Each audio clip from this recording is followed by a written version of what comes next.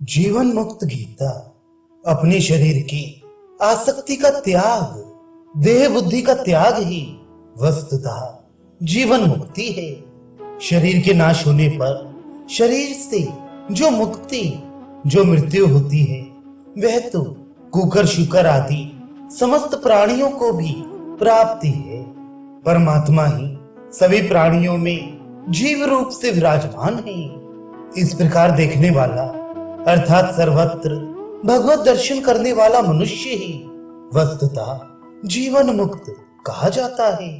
जिस प्रकार सूर्य समस्त ब्रह्मांड मंडल को प्रकाशित करता रहता है, उसी प्रकार चिदानंद स्वरूप ब्रह्म समस्त प्राणियों में प्रकाशित होकर सर्वत्र व्याप्त है।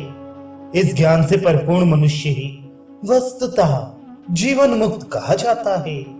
जैसे एक ही चंद्रमा अनेक जलाशयों में प्रतिबिंबित होकर अनेक रूपों में दिखाई देता है, उसी प्रकार ये अद्वितीय आत्मा अनेक देहों में भिन्न भिन्न रूप से दिखने पर भी एक ही है।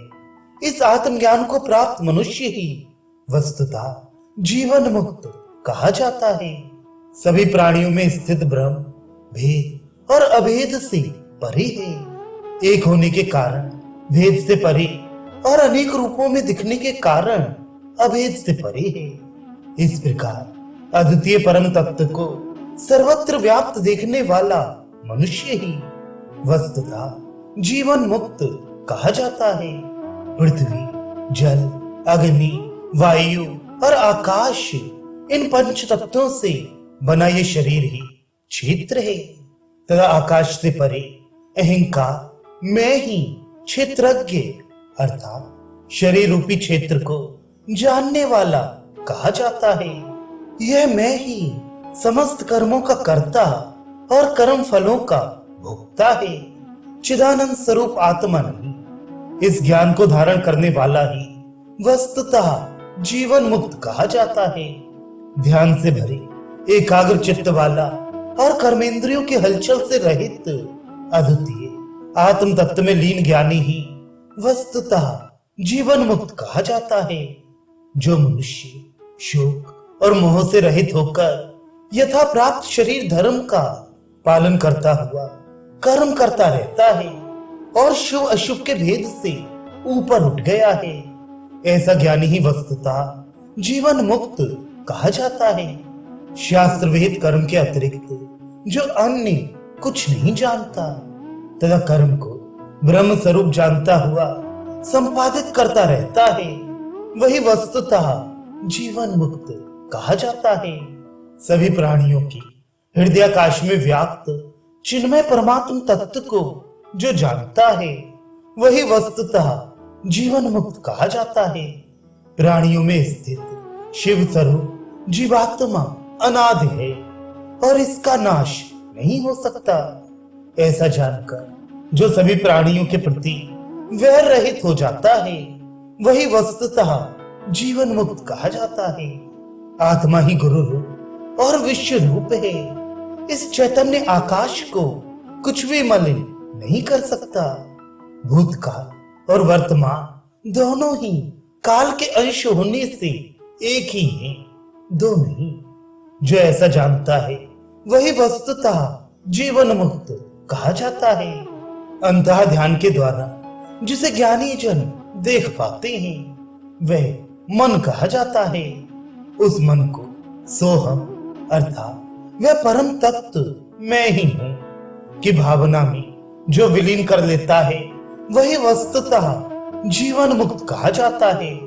उच्च ध्यान में स्थित होकर जिस चैतन्य का दर्शन योगी जन करते हैं, वह मन कहा जाता है। उस मन को शून्य, लय तथा विलय की प्रक्रिया से जो युक्त कर लेता है, वही वस्तुतः जीवन मुक्त कहा जाता है। मन को ध्यान से लय करके जो नित्य अभ्यास में लगा रहता है और जिसे ये ज्ञान हो गया है कि बंधन और मोक्ष दोनों की ही सत्ता वास्तविक नहीं है, माइक है, वही वस्तुतः जीवन मुक्त कहा जाता है। स्वभाव सिद्ध गुणों से रहित होकर ऊपर उठकर जो एकांत में मग्न रहता है, वह ब्रह्म ज्ञान के रस का आनंद लेने वाला ही वस्तुतः जीवन मुक्त कहा जाता है।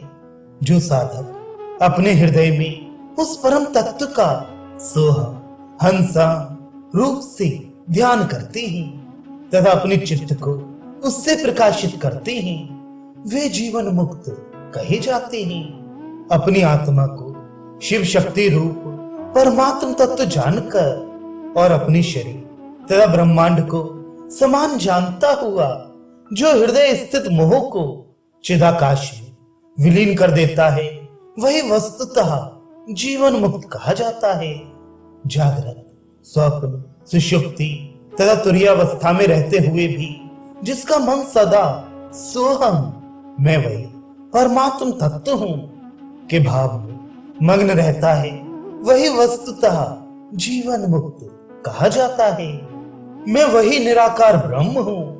इस सोहम ज्ञान धारा में जो उसी प्रकार निरंतर स्थित रहता है, जैसे पिरोई गई मणिमाला में सूत्र निरंतर विद्यमान रहता है, वही वस्तुतः जीवन मुक्त कहा जाता है। विकल्प और संकल्पात्मक मन ही मनुष्यों के भेद और ऐक्य का हेतु है। जो ऐसा जानता है और मन के पार चला जाता है, वही वस्तुतः जीवन मुक्त कहा जाता है। विद्वानों ने मन को ही जान लिया है। सिद्ध सिद्धांत भी यही है कि साधना में मन की दृढ़ता से ही मोक्ष प्राप्त होता है। जिसने इस सत्य को जान लिया, वही वस्तुतः जीवन मुक्त कहा जाता है।